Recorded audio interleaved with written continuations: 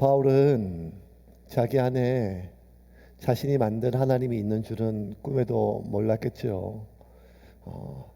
하지만 그토록 간절히 기다렸던 그 메시아, 그토록 간절히 소망했던 그 메시아가, 그 구원자가 이 땅에 오셨음에도 불구하고 자기 안에 자기가 만들었고 자기가 기대했고 자기가 소망했던 그 메시아의 모습과 너무 다를 때 바울은 그 예수님을 안 믿은 정도가 아니라, 유대인들은 예수님을 받아들이지 않는 정도가 아니라 예수님을 십자가에 못 박아 죽였습니다.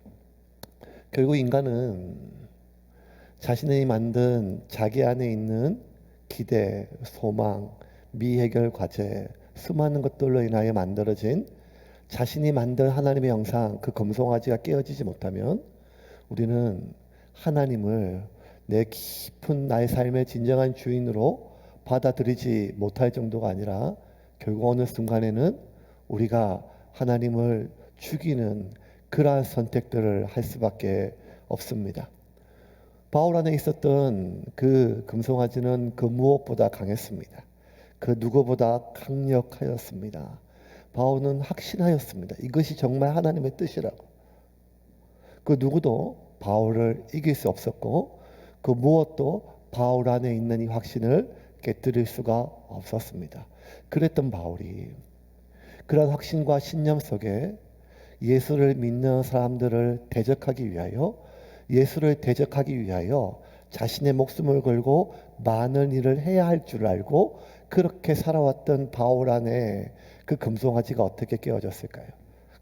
결국에는 수많은 사람들의 논쟁과 토론과 그의 귀에 들려진 복음 때문이 아니라 그가 예수를 만났기 때문입니다.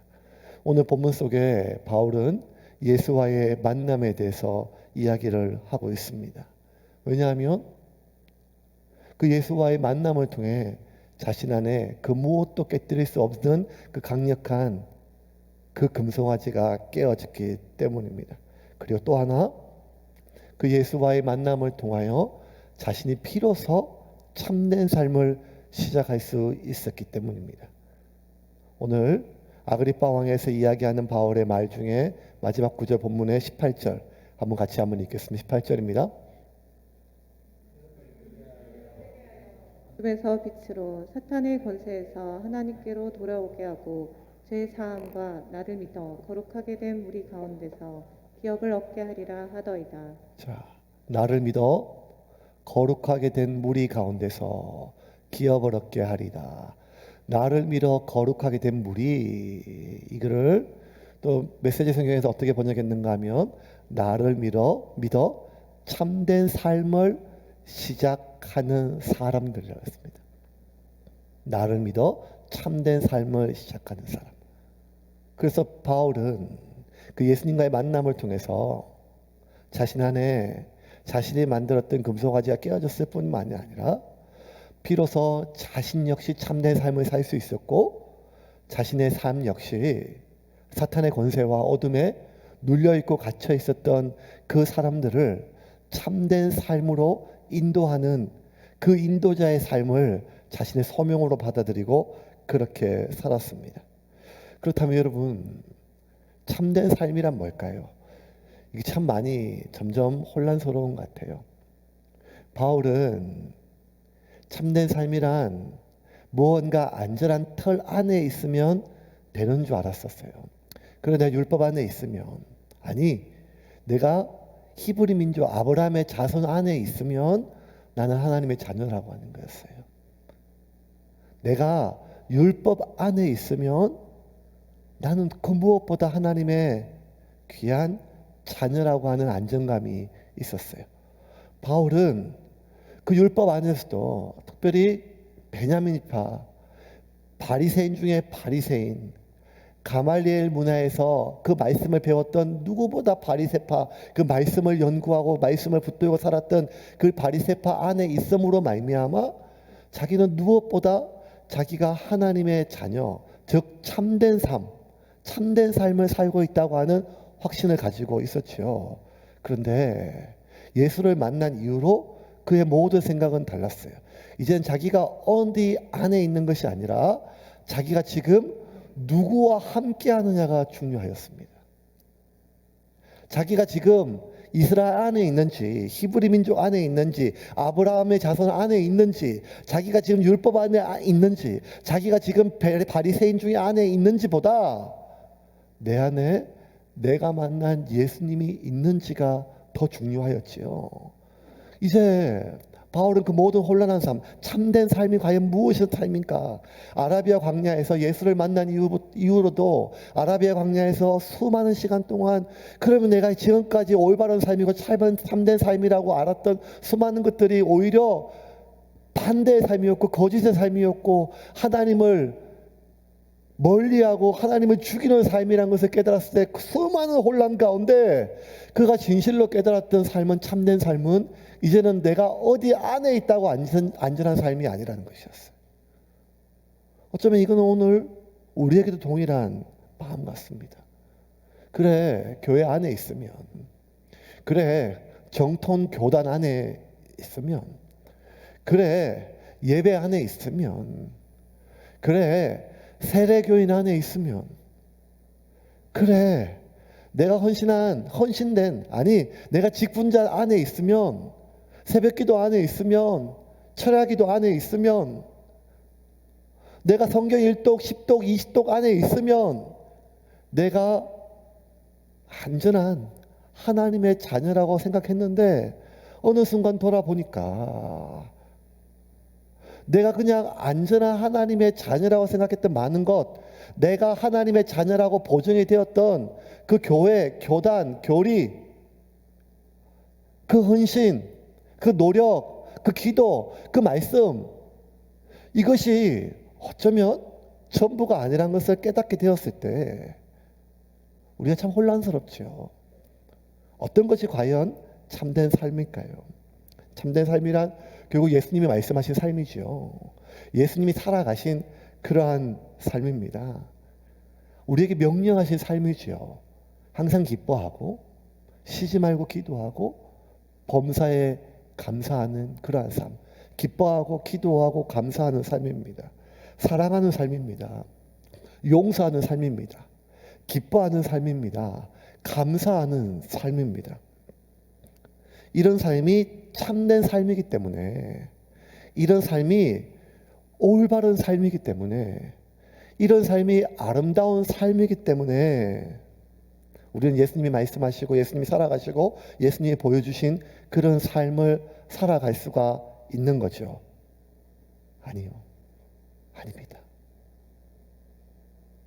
그 삶이, 사랑과 용서의 삶이, 감사와 기쁨의 삶이 참된 삶이고 옳은 삶이고 아름다운 삶이기 때문에 우리가 그 삶을 살아갈 수 있는 것이 아닙니다.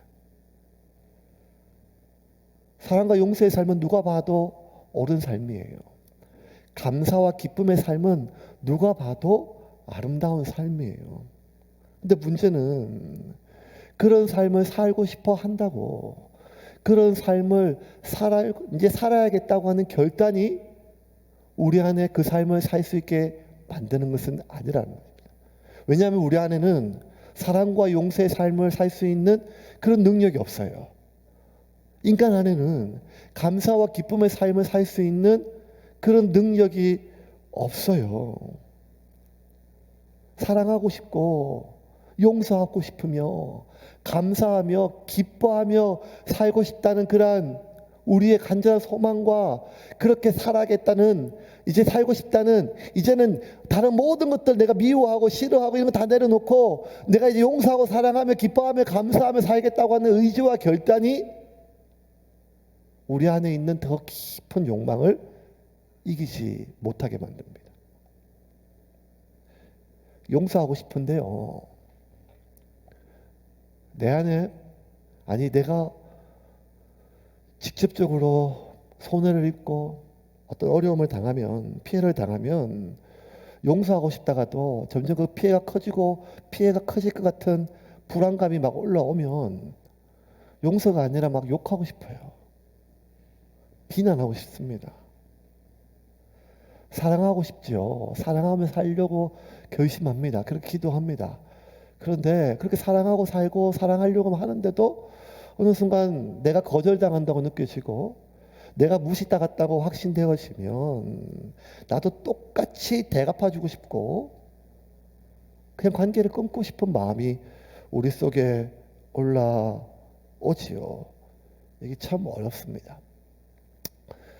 그냥 살다 보면 내가 손해를 많이 보더라도 이게 사람들을 배려하는 일이고 이게 가족을 배려하는 일이고 이것이 형제를 배려하는 일이고 이것이 교회를 배려하는 일처럼 생각이 되어서 내가 손해를 입고 내가 좀 불편하도 내가 따안고 그리고 그래 사랑하며 살아야지 배려하며 살지 이렇게 사는 순간 근데 어느 순간에 어려움이 당했을 때 나의 어려움을 좀 표현했을 때 그 상대방의 반응이 결국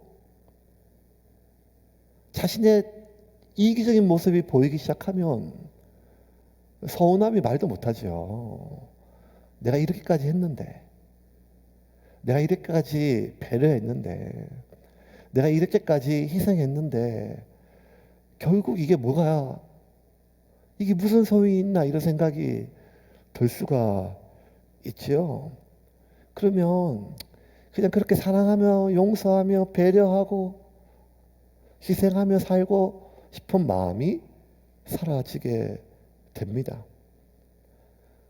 그런 좋은 가치관을 가지고 있음에도 불구하고 사랑과 기쁨과 용서와 감사의 좋은 가치관을 가지고 살지만 우리 안에 더 끈적끈적한 그런 삶의 욕망은 우리를 내가 가진 가치관으로 살아가지 못하게 만듭니다. 사랑하고 싶기보다 나를 높이고 싶고 내가 대갚아주고 싶고 비난하고 싶고 그리고 내가 인정받고 싶은 이 끈적한 삶의 욕망들이 결국 내가 가지고 있는 가치관이 아닌 내 속에 눌러놓았던 욕망대로 내 삶을 이끄는 모습을 보면 우리는 정말 절망을 넘어서 내 자신에 대해서 한탄하게 됩니다. 왜? 결국 사람은 가치관이 아니라 욕망에 따라 움직이는구나. 어쩌면 지금 바울 앞에 지금 기라성같이 모여있는 그 사람들은 그 아그리빠 왕을 비롯한 수많은 사람들은 좋은 가치관을 포장하고 있지만 나라와 국민과 민족과 시민과 율법과 하나님을 대한 수많은 가치관으로 자신을 그 화려한 옷으로 상징되어지는 그 큰 위엄으로 상징되어지는 아름답고 화려한 가치관으로 자신을 포장하고 있지만 누구보다 욕망에 이끌려 살아가는 사람이 지금 바울 앞에 있는 아그리빠 왕이 아니겠습니까? 그래서 그래서 이제 바울은 아그리빠 왕에게 지금 예수님이 말씀하신 사랑에 대해서 용서에 대해서 그 산상수훈의 팔복에 대한 그 깊이 있는 말씀에 대해서 예수님이 어떤 삶을 살았는지 예수님의 말씀이 얼마나 깊이가 있는지 예수님의 삶이 얼마나 아름다웠는지에 대해서 얘기하지 않아요. 바울이 지금 집중하는 것은 오직 한 가지입니다. 그건 뭔가 하면 내가 예수를 만났다는 것입니다. 내가 예수를 만났다는 것. 12절부터 15절입니다. 같이 읽겠습니다. 그 일로 대제사장들의 권한과 위임을 받고 다메섹으로 갔나이다. 왕이여 정오가 되어 길에서 보니 하늘로부터 해보다 더 밝은 빛이 나와 내 동행들을 둘러 비추는지라. 우리가 다 땅에 엎드러짐에 내가 소리를 들으니 히브리 말로 이르되 사울아 사울아 네가 어찌하여 나를 박해하느냐 가시체를 뒷발질하기가 내게 고생이니라. 내가 대답하되 주님 누구시니까? 주께서 이르시되 나는 내가 박해하는 예수라. 바울이 아그리빠 왕에게 하고픈 말이 얼마나 많았겠어요. 왜냐하면 지금까지 만난 수많은 사람들 중에 누구보다 깊이 있게 좀 얘기 나눌 수가 있었어요. 율법에 대해서, 유대인의 문화에 대해서, 그 감정에 대해서, 성전에 대해서. 아그리빠 왕은 지금 바울의 이야기를 듣고 싶어서 모인 사람이에요. 바울을 꼭 죽이거나 유죄를 시켜야 된다고 하는 그런 의지가 없는 사람이에요. 그러니 진짜 바울은 깊이 있게 토론할 수 있는 사람이에요. 그래서 예수가 왜 메시아인지, 그의 죽음과 그의 부활이 신학적으로 왜 맞는지, 말씀에 따라 신학적으로 하나하나 논쟁하고 토론할 수 있는 사람이 아그리파 왕이기 때문에 바울은 로마서에 기록했던 그 수많은 율법과 복음과의 관계에 대해서 말한 것처럼 아그리파 왕에게 그렇게 논쟁할 수 있었어요. 아니 그렇게 얘기하고 설명할 수 있었죠. 그렇게 하고 싶었겠죠. 그런데 바울은 그게 아니라 오직 한 가지에만 집중해요. 뭔가 하면 자신이 예수를 만난 사건이요. 자신이 예수를 만난 그 이야기만 지금 집중을 해요. 왜? 자신은 예수를 만났기 때문에 예수가 누군지를 알았고 그 예수와의 만남만이 자기가 왜 이런 삶을 사는지를 설명할 수가 있기 때문이에요. 그렇지 않으면 바울이 아무리 설득하고 이야기를 하고 자신이 아무리 정상적인 사람이라고 입증을 해도 바울의 이야기는 사람들에게 그냥 미친 사람이 하는 미친 소리에 지나지 않기 때문이에요.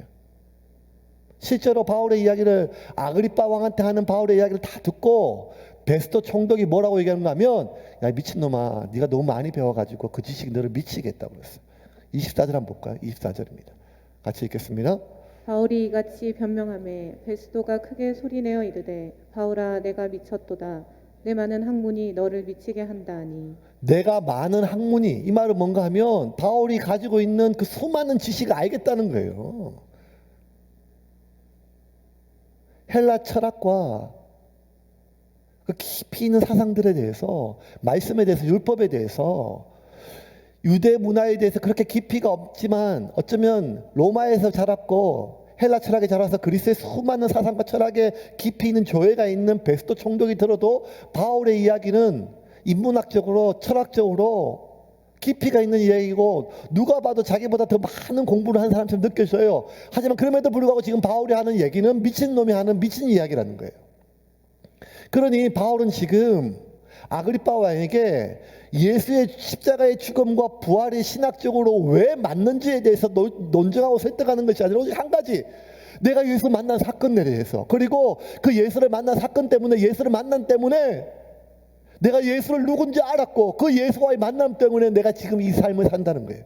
이것이 참된 삶이라는 거예요.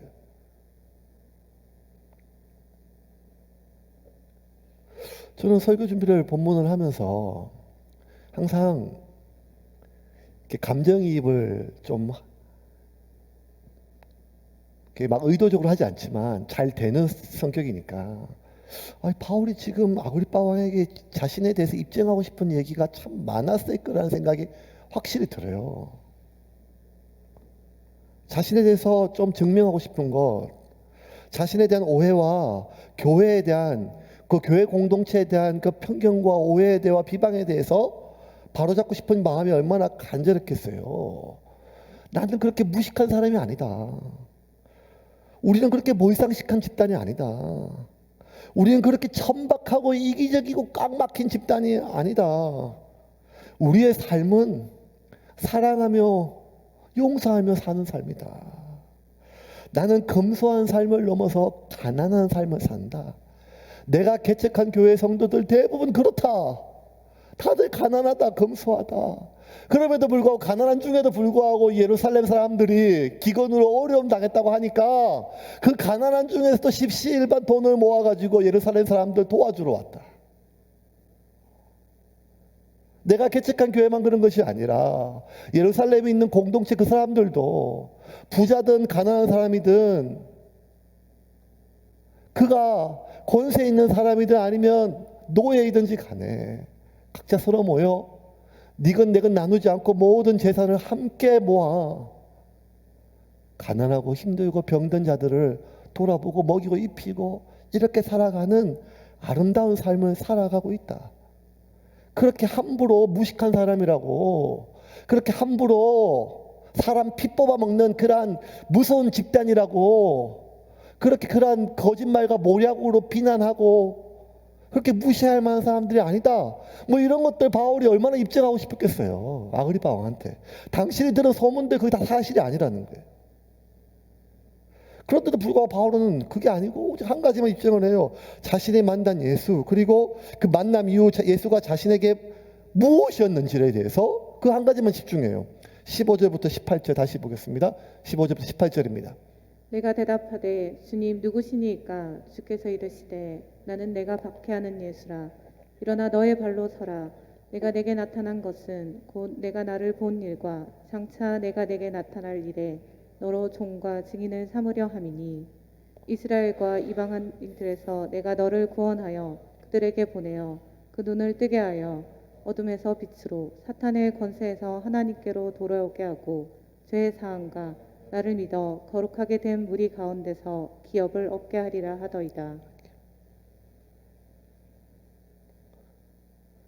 예수를 만나서 그 예수가 나의 눈을 열어주고 그 예수가 하나님의 아들임을 알게 된 순간, 그가 우리가 기다렸던 메시아임을 그 예수와의 만남을 통하여 알게 된 순간, 내가 그 이전에 예수 믿는 자들을 잡아서 죽이고 그들을 고문하고 그들에게 들었던 수많은 예수가 어떤 사람이었고 예수가 부활하였고 예수가 하나님의 아들이란 말을 수천 번 수만 번 들었음에도 불구하고 내가 예수를 누군지 알았던 것은 내가 예수를 만났을 때고, 그 예수와의 만남을 통해서 내가 예수가 누군지를 알게 되니까 지금까지 살았던 내 모든 삶은 다 가짜였고, 지금까지 내가 자신 있게 확신했던 그 수많은 학문들과 지식과 확신들과 배움들은 다 쓰레기 배설물과 냄새나는 똥에 지나지 않았고, 진짜 삶이 무엇인지를 알았고 그 삶을 살 수밖에 없었던 자신의 삶을, 예수의 만남을 바울은 아그리빠에게 이야기를 하였습니다. 왜? 그게 참된 삶의 방향이라는 거예요. 참된 삶이란 그것이라는 거예요. 참된 삶이란 예수를 만남 이후로부터 시작된다는 거예요.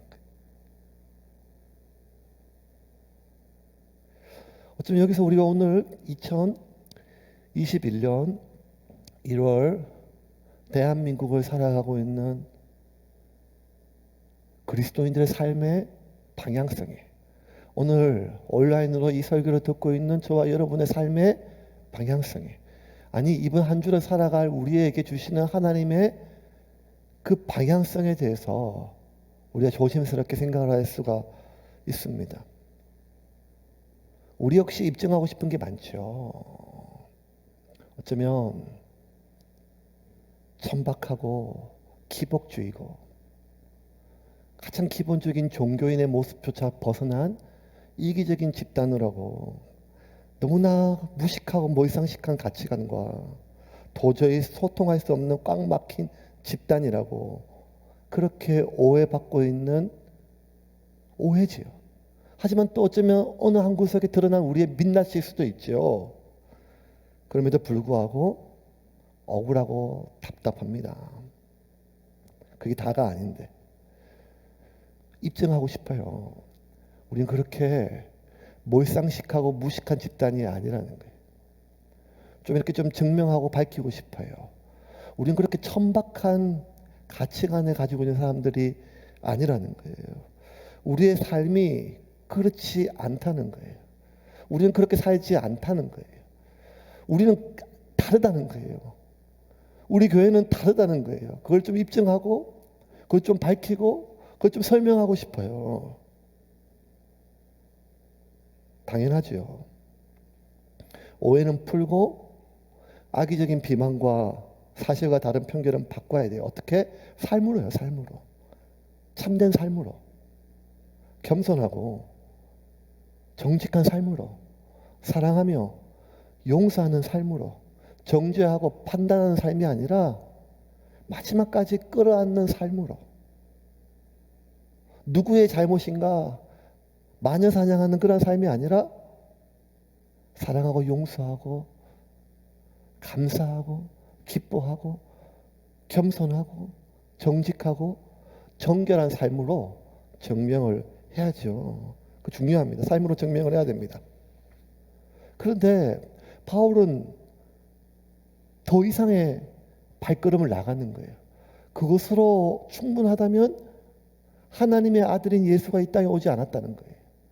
그것으로 충분하다면 율법만으로 된다는 거예요.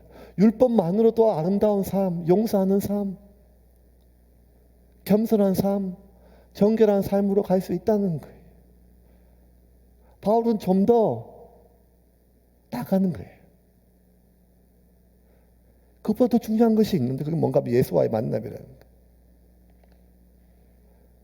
그 예수와의 만남, 예수님이 하셨던 말씀의 보편타당함과 산상수훈과 용서의 말씀, 팔복의 말씀, 그 깊이 있는 말씀의 깊이도 중요하지만 그 예수를 따르는 사람들의 경건하고 겸손하며 욕심 없고 깨끗한 삶의 모습, 정결한 삶의 모습도 중요하지만 그보다 앞서서 가장 중요한 것은 결국 사람들을 참된 삶으로 이끄는 것은 예수의 가르침이 옳았고 아름다웠기 때문이 아니라 예수를 따르는 사람들의 삶이 모범이 되었기 때문이 아니라 예수가 누군지를 알았기 때문이고 그 예수가 누군지를 알았다는 것은 알게 된 것은 오직 예수와의 만남을 통해서 이루어졌다는 거예요.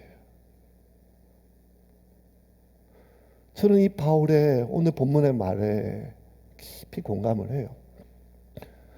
부신 가정에서 태어나서 철부지로 팔남매 막내로 그렇게 철부지로 태어나서 중학교 2학년 때 교회 처음 가고 교회를 갈 때 온 가족이 어르신들이 좋아하진 않았지만 반대하진 않으셨어요. 고등학생이 되어서 1년에 몇 번씩 있는 명절에 또 제사 때 절을 하지 않겠다고 밝히자 작은 아버지와 수많은 집안의 어른들이 노여워하시고 염려하시면서 어떻게 조상도 없냐 애비도 없냐 그렇게 말씀을 나무라셨지만 강제로 절을 시키지는 않았었어요. 그렇게 저는 주변의 사람들이 좋아하진 않았지만 교회는 갈 수 있었고 사람들이 싫어하고 노여워하였지만 어떤 제사나 이럴 때 제 가지고 있는 신앙의 어떤 형태를 지킬 수가 있었어요. 그런데 문제는 제가 신학교를 간다고 결정했을 때 그 사실을 알렸을 때는 상황이 달랐어요.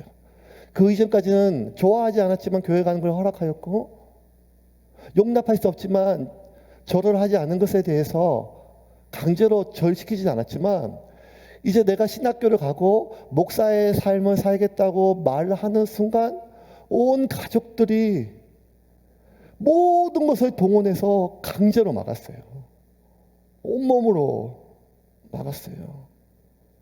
반대를 넘어서 막았어요.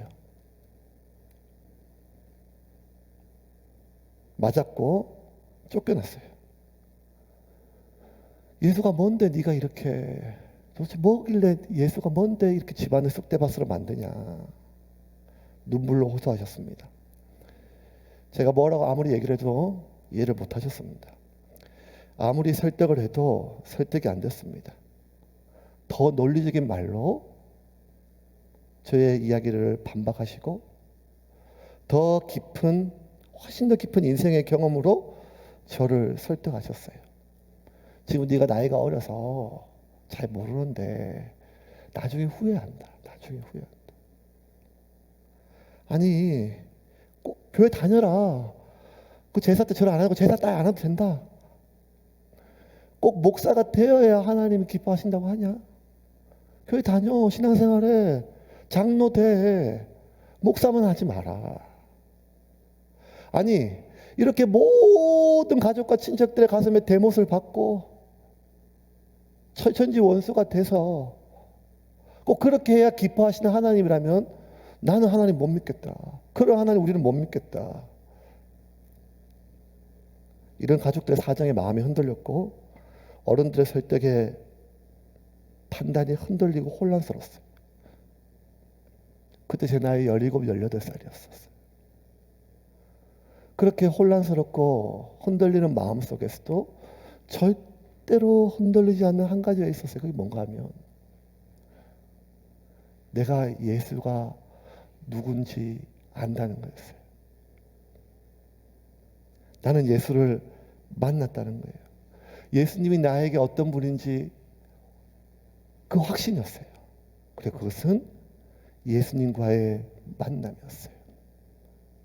찬양 가운데 시골 교회에 보잘것없는 예배처럼 보이지만 그 예배 가운데 그 깊은 임재하시는 하나님의 임재 속에서 주님을 만났고, 믿지 않는 가족들의 구원을 위해서 밤마다 학교 끝나고 비교회당에 와서 가족의 이름 하나하나 부르며 구원을 놓고 기도할 때 만나주신 그 예수님의 만남이에요.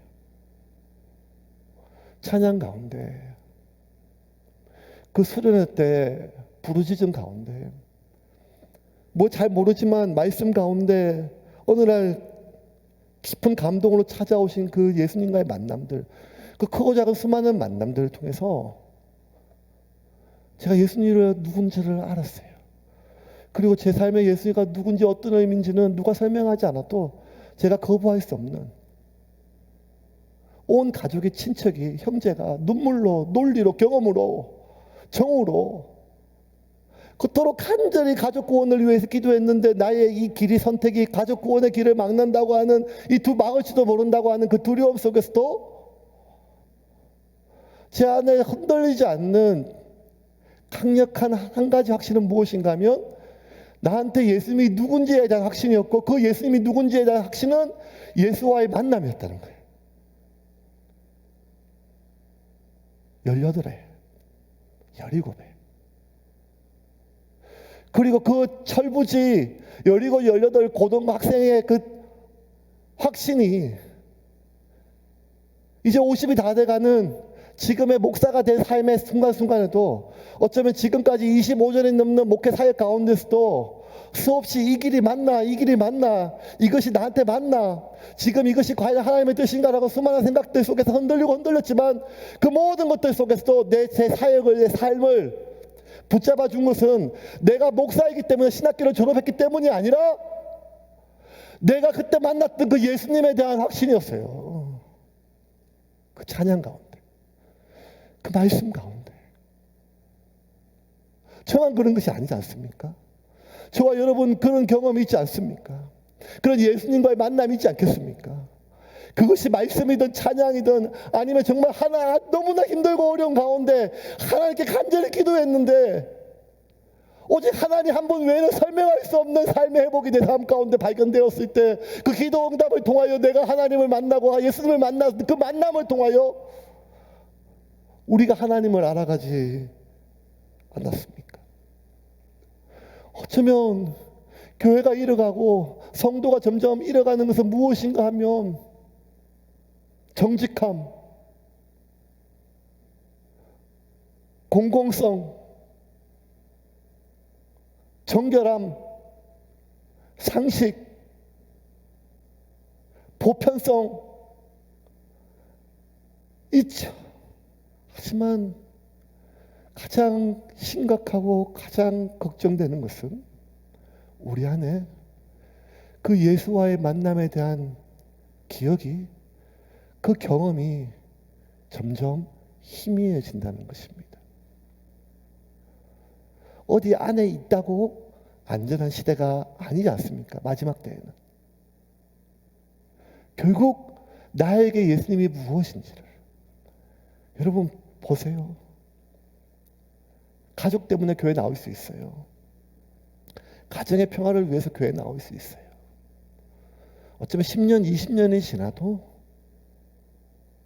예수님을 만나지 못하면 그런 그리스도인이 아니죠.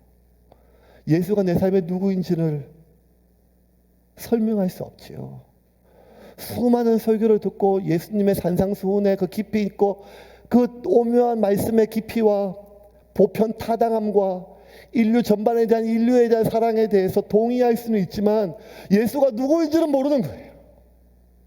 예수가 누구인지 알 수 있는 것은 예수를 만나는 것이에요.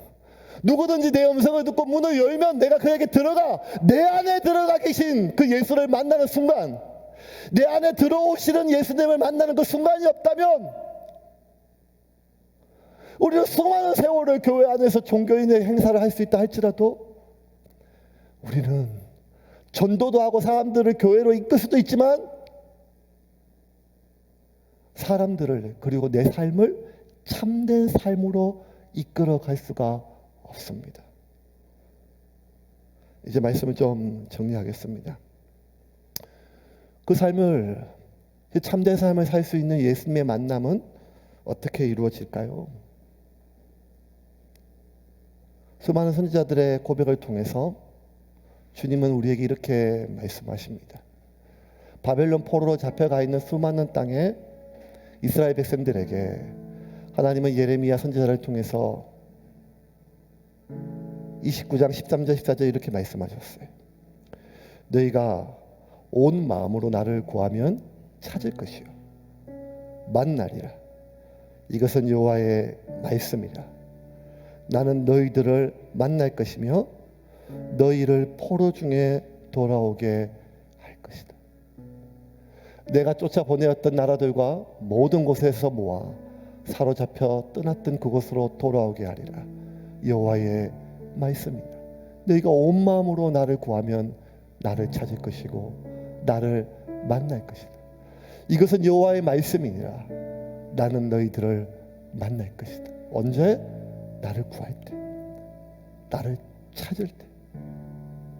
이사야 선지자를 통해서 주님이 이렇게 말씀하셨습니다.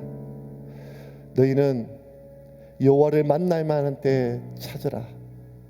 가까이 계실 때 그를 부르라.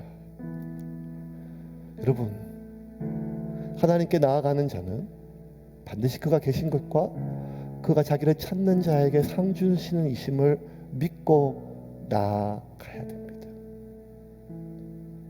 간절함으로 하나님을 찾으십시오. 간절함으로 예배 가운데, 기도 가운데, 삶의 순간순간마다 어려운 가운데 지금 내 삶에 하나님의 도우심을 구하십시오. 가장 나쁜 기도는 기복적인 기도가 아니라 아무것도 구하지 않는 기도입니다. 기도하지 않는 기도가 가장 나쁜 기도입니다.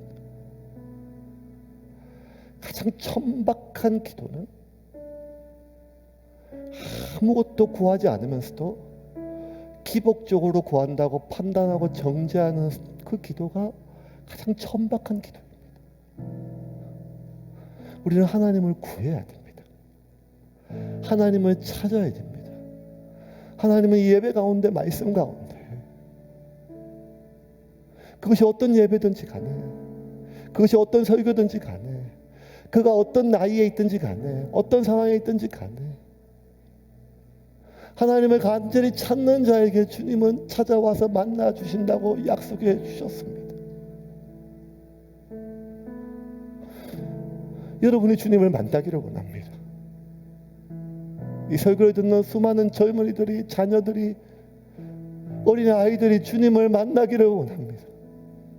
하나님은 그들이 이해할 수 있는 모습으로 찾아와 주십니다. 우리가 하나님을 구하면, 우리가 간절히 하나님을 구하면 그 하나님은 우리를 만나 주십니다. 저는 하나님을 만났습니다. 저는 예수님을 만났습니다. 저는 이번 주도 간절히 하나님을 구하였고 이번 주도 주님을 만났습니다. 제가 만난 그 예수님을 전하고 싶습니다. 제가 만난 그 예수님을 설명하고 싶습니다.